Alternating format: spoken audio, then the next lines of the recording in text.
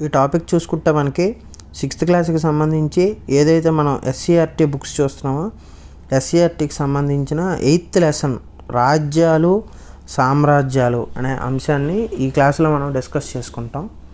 ఇందులో మొదటిగా చూస్తే రాజ్యం, ఒక రాజుచే పాలించబడే భూభాగాన్ని రాజ్యం అంటారు. సామ్రాజ్యాలు, సువిశాలమైన రాజ్యాలను సామ్రాజ్యాలు అని అంటారు. షోడశ మహాజనపదాలు తమలో తామే ఆధిపత్యం కొరకు యుద్ధాలు చేసుకునేవారు. అందులో మగధ శక్తివంతమైన రాజ్యంగా ఆవిర్భవించడం జరిగింది. ప్రాచీన కాలంలో భారతదేశంలో ఉన్న కొన్ని గొప్ప రాజ్యాలు సామ్రాజ్యాలు ఏమన్నది చూద్దాం. మౌర్య సామ్రాజ్యం, గుప్త సామ్రాజ్యం. దక్షిణ భారతదేశ రాజవంశాలకు వస్తే శాతవాహనులు, ఇక్ష్వాకులు, పల్లవులు, చాళుక్యులు ఇలా మొదలైన వాటి కోసం మనం ఇక్కడ చెప్పుకోవచ్చు. ఈ టాపిక్లో మనకి బ్రీఫ్గా వీటన్నిటి కోసం చార్ట్స్ అనేవి ఉంటాయి, డిస్కస్ చేసుకుంటాం. ఇక్కడ మొదటిగా చూసుకుంటే మౌర్యులు. మౌర్య చంద్రగుప్తుడు కౌటిల్యుని సహాయంతో మగధ రాజ్యానికి రాజు అయ్యాడు. చంద్రగుప్తుడు కౌటిల్యుడు కలిసి మగధ రాజ్యాన్ని పరిపాలిస్తున్న నంద వంశపు రాజైన మహాపద్మనందుని సింహాసనం నుంచి తొలగించి మౌర్య సామ్రాజ్యాన్ని స్థాపించారు. మౌర్యులకు శక్తివంతమైన సైన్యము కలదు. మౌర్యులు పాటలీపుత్రం అనే నగరం నుంచి పరిపాలన చేశారు. చంద్రగుప్త మౌర్యుని కొలువులో ఉన్న గ్రీకు రాయబారి మెగస్తనీస్ ఇతను రచించిన గ్రంథం ఇండికా. ఇది మౌర్యుల కాల పరిస్థితులు, వారి పరిపాలన గురించి తెలుసుకోవడానికి ఒక ఆధార గ్రంథం. తర్వాత చంద్రగుప్త మౌర్యుని ప్రధానమంత్రి కౌటిల్యుడు. కౌటిల్యుడిని విష్ణుగుప్తుడు మరియు చాణక్యుడు అని కూడా పిలుస్తారు. ఇతను రచించిన గ్రంథము అర్థశాస్త్రం. చంద్రగుప్త మౌర్యుని తర్వాత మగధకు బిందుసారుడు రాజు అయ్యాడు. బిందుసారుని తర్వాత మగధ రాజ్యానికి అశోకుడు రాజు అయ్యాడు. తర్వాత చూసుకుంటే అశోకుడు చేసిన కళింగ యుద్ధం కోసం అశోకుడు మరింత విశాలమైన రాజ్యాన్ని స్థాపించాలని అనుకున్నాడు. అందుకోసం చాలా యుద్ధాలు చేశాడు. ఈ యుద్ధాలలో కళింగ యుద్ధము ప్రముఖమైనది. కళింగ రాజ్యం భారతదేశానికి తూర్పు తీరంలో స్వతంత్రమైన విశాలమైన రాజ్యం. చంద్రగుప్త మౌర్యుడు కళింగ రాజ్యాన్ని జయించడానికి ప్రయత్నించి విఫలమవుతాడు. అశోకుడు కళింగ రాజ్యంపై యుద్ధం ప్రకటిస్తాడు. అయితే ఈ కళింగ యుద్ధం అత్యంత భయంకరమైన మరియు రక్తసిక్తమైనది. అశోక చక్రవర్తి కళింగ యుద్ధ భూమిలోకి స్వయంగా నడిచి వెళ్ళాడు. అనేక మంది గాయపడిన మరియు చనిపోయిన సైనికులను స్వయంగా చూస్తాడు. యుద్ధంలో గెలిచినప్పటికీ అశోక చక్రవర్తి ఏమాత్రం సంతోషంగా లేడు. భవిష్యత్తులో అతని జీవితకాలంలో ఎలాంటి యుద్ధాలు చేయకూడదని గట్టిగా నిర్ణయించుకుంటాడు. ధర్మాన్ని వ్యాప్తి చేయడమే నిజమైన విజయంగా భావిస్తాడు. తన శేష జీవితంలో అహింసకు ప్రాధాన్యతనే ఇస్తాడు. అహింసను ప్రబోధించే బౌద్ధ మతం పట్ల ఆకర్షితుడు అవ్వడం జరుగుతుంది. తర్వాత అశోకుని శిలాశాసనం, కళింగ యుద్ధ ప్రస్తావన. ఇది మనకి ఇమేజ్ అనేది ఆ శాసనానికి సంబంధించి డిస్ప్లే చేయడం జరిగింది. 13వ నెంబరు రాతి శాసనంలో అశోకుడు కళింగ యుద్ధం గురించి ప్రస్తావించడం జరిగింది. ప్రాకృత లిపిలో అక్షరాలతో చెక్కబడిన శిలాశాసనం యొక్క అర్థం ఏమిటంటే ఇప్పుడు చూద్దాము.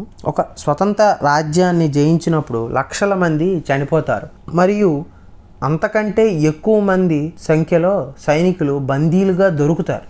అందువలన నేను విచారంగా ఉన్నాను. బలంతో కన్నా ధర్మం ద్వారా ప్రజలను గెలుచుకొనిటే ఉత్తమమైనదని నేను విశ్వసిస్తున్నాను. నేను ఈ శాంతి సందేశాన్ని భవిష్యత్ తరాల కొరకు లిఖిస్తున్నాను. దీని వలన నా వారసులు ఎవరూ కూడా యుద్ధం గురించి ఆలోచించరు. దానికి బదులుగా వారు ధర్మాన్ని వ్యాప్తి చేయడం గురించే ఆలోచిస్తారు అనేది ఇక్కడ ఇవ్వబడిన ఆ శాసనం యొక్క అర్థం అన్నమాట. తర్వాత అశోకుడు ఇలాంటి చాలా శిలాశాసనాలను తన రాజ్యంలో వివిధ ప్రాంతాలలో చెక్కించాడు. ధర్మాన్ని ప్రజలకు తెలియజేయడమే ఈ శిలాశాసనాల ముఖ్య ఉద్దేశం.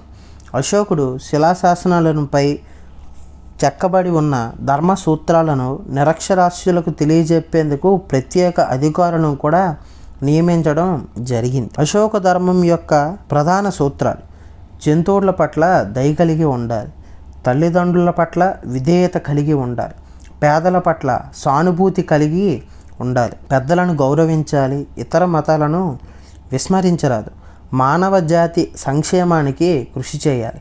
ఇలా అశోక ధర్మంకి వచ్చేటప్పటికి ఇవి ప్రధాన సూత్రాలుగా 6 అనేవి ఉంటాయి. తర్వాత సారనాథ్లో అశోక శిలాస్తంభంలో 4 సింహాల గుర్తును భారత ప్రభుత్వం అధికార జాతీయ చిహ్నంగా స్వీకరించడం జరిగింది.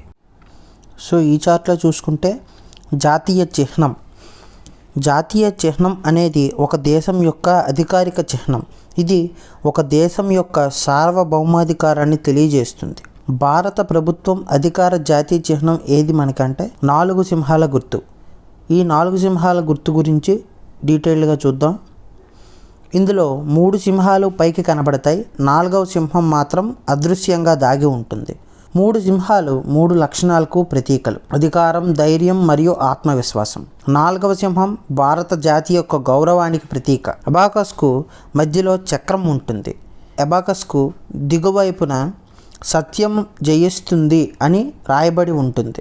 ఇది మాండకోపనిషత్తు నుంచి గ్రహించబడింది. దీనిలో కుడివైపున ఎద్దు మరియు ఎడమవైపున గెంతుతో ఉన్న గుర్రం ఉంటాయి. ఎద్దు కష్టపడే మనస్తత్వానికి తెలియజేస్తుంది. అశ్వం వేగాన్ని మరియు శక్తిని తెలియజేస్తుంది.